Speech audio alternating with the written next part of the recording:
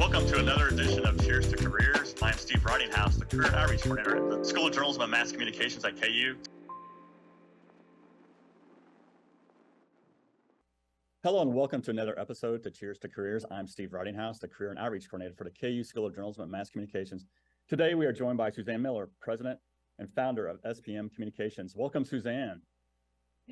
Thank you. I'm excited to be here. How is life with SPM in Dallas? I know you started this company, we're talking, in the late 1990s? So that's exactly right. We are in our 24th year. Wow. We're coming up on 25, hard to believe. But yeah, we've been around for a while, and I went straight from KU to Dallas. So kind of a direct path straight to Dallas after KU. And when you started SPM, were you a company of one, or how big was your team at the time? So it was me, myself, and I, and a laptop and a landline. That's how long ago that was. Yeah, and I was able to, our very first clients were Chipotle Mexican Grill and Whataburger. So we kind of came out of the gates guns a-blazing because we worked with two really, really great brands for 15 years and 12 years, respectively. And how big is your team now? So we're 25. Oh, wow. And most of our team is here in Dallas. And you mentioned those clients. How many clients are you currently working with? Or does that vary? No, I'm happy to share. We have, it's either 19 or 20 currently. Okay. Most of our clients are national brands. Some are here in Texas, many are in other parts of the country. And you do kind of specialize in like restaurant and retail, correct? We do a ton of restaurant, a lot of retail, some CPG, consumer product goods, some hotel and travel. So when you made that leap to starting your own company, was it just like, did you know it was time, or was it kind of a leap of faith, or what inspired you to start that company? So yes, and yes. I had a really great experience out of school at the Richards Group. I had very, very good training. Thought I might want to be a chief marketing officer one day, so I went to do promotions and then PR. And by the time I got to PR, I knew that's what I loved more than anything else.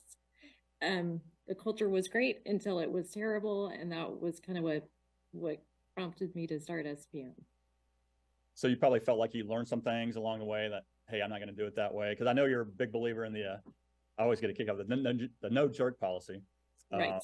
And you're very open about that on your website. And I remember visiting you about 8 years ago in Dallas. So was that a big part of why you wanted to move on? Like huge part of it. Yeah, it's really, so what was a pain point for me that prompted me to start my own agency has actually become our business model and our culture model, in that no jerks is instructive for who we work with clients and who we hire. And over the course of our 24 years, not immediately, but if a relationship with a client became extremely disrespectful, we let that client go, some of them being our all-time biggest clients we had worked with. So we're very, very committed to our no jerk policy. And do you know pretty early on in the relationship if this is not going to work, or are there sometimes kind of get surprised? Yeah, sometimes it takes a while, and typically because we work with clients through many kind of C-suite changes, transitions, you might have a great partnership in the beginning and a rocky one in between, and then something different at the end. And how was pandemic? I know about 3 years ago, that was a big thing, and I know it continues. Tough times, or did you just keep moving along, or what was that? How did you keep going? It was such an informative time, right? Because retail and restaurant were hit hard, just like everything, but those two categories especially were hit very hard. We were fortunate in that no one client was our bread and butter, to the point where if they went, we couldn't carry on, but revenue dropped drastically within 2 to 3 months. So we kind of assembled our team and said, all right, we're going to start looking for projects, and we're going to see this through. And by the way, we're not going to let a single person go. I felt very strongly about that, even though on paper, we should have absolutely let some of the team go, but we stuck through it. We won some new business, and 3 to 4 months later had 100% of revenue back. Wow. So it was a total team effort. The team, we all took a salary cut for a short while, and then when revenue returned, I was able to give that back. And I would think your team was very appreciative of that. I mean, can you kind of see the payback now? I mean, a year or two later that the team's really bought in?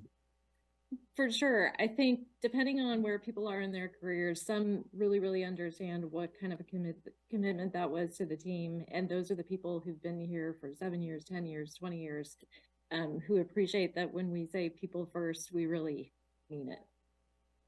And as a career and outreach coordinator here at the KU School of Journalism, I'm always intrigued by recruitment of talent. What can you say? What are some things you look for when you are recruiting new team members? Do you have like 3, 4 go-to things you look for?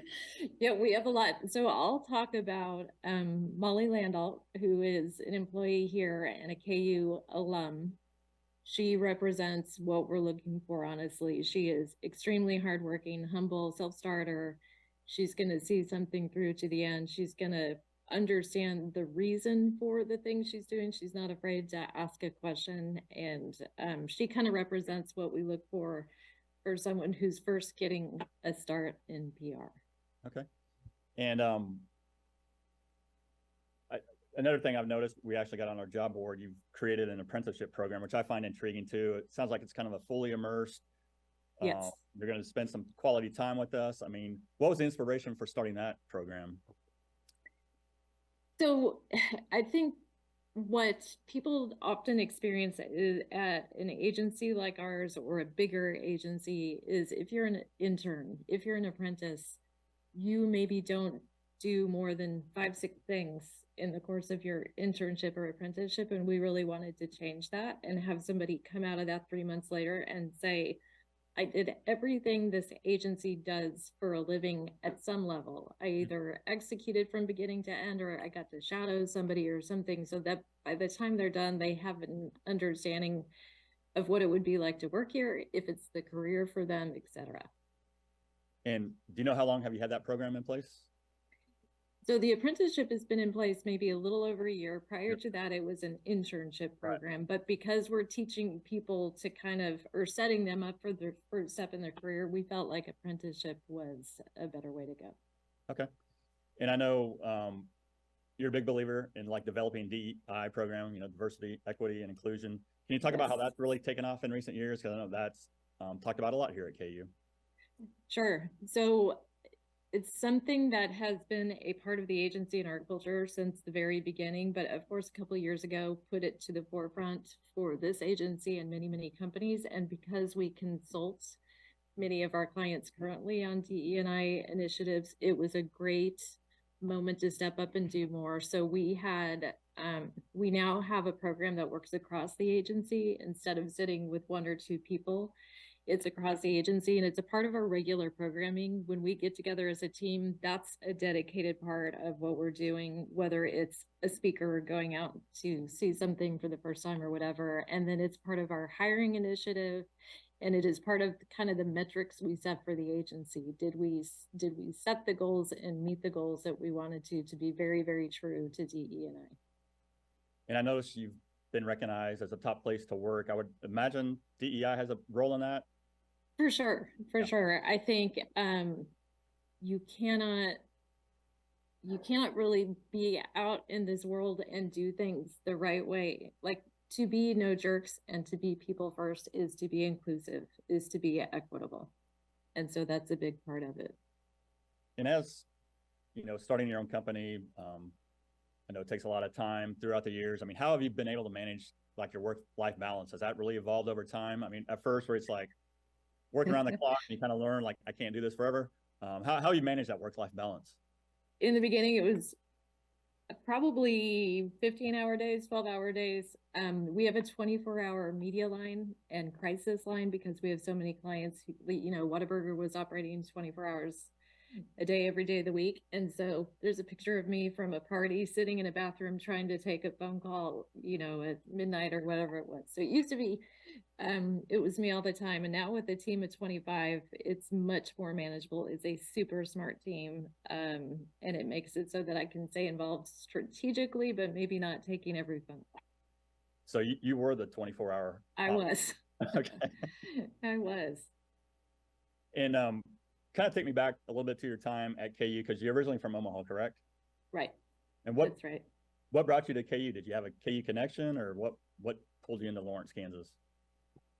No, I suppose you do what well, at least I had the good fortune to look at a lot of different schools across the country and thought really hard about going to CU in Boulder. And then for whatever reason, in just kind of visiting campus and seeing the program for journalism and for communications, decided that was home. And when you were a student, did you have time for any campus activities, or how did you stay busy? So I stayed very, very busy through my sorority house, which I guess you say I am still a Theta, but I was a Theta and very involved in student government or house run government and things like that. But and then very busy through school and all those kinds of things to keep my grades up, right? No, yeah, well said. And when you were a student, you had a pretty good idea if PR was going to be a career for you, or did that kind of develop later in your college life? It definitely developed later. At the time, I thought I might start my own magazine. Or at the time, I thought I might be on the corporate side of marketing or advertising. I didn't have a clear idea about PR until I got to that third job.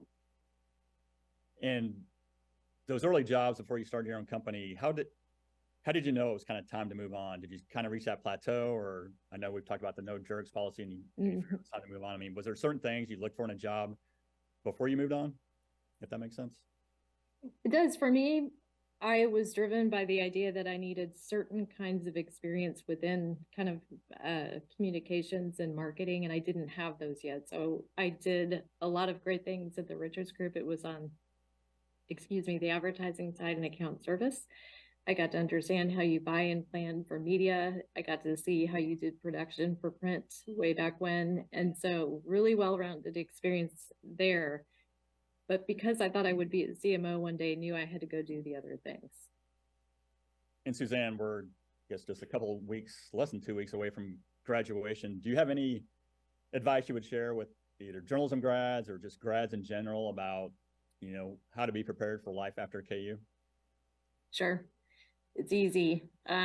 This is a generation where this is a time where those who really commit to doing their best work and are a team player and a self-starter will stand out among so many. We've seen, I would say, a bit of a shift in how people think about coming to work. And the truth is, the work ethic of the Midwest is still something that's very, very, very special. And it's meant, that Molly's a standout who's here today as an account executive, and people we've hired in the past from KU. And it's a true standout. Nope, that's great to know. And Suzanne, I truly appreciate your time. I know you got a busy schedule, and it was great to connect virtually. And I always like to close with the cheers. And this is our last episode of the spring semester. This is number 48. So we hope to see everybody. Cheers, Suzanne. Thanks. Cheers, Steve. Thank you so much.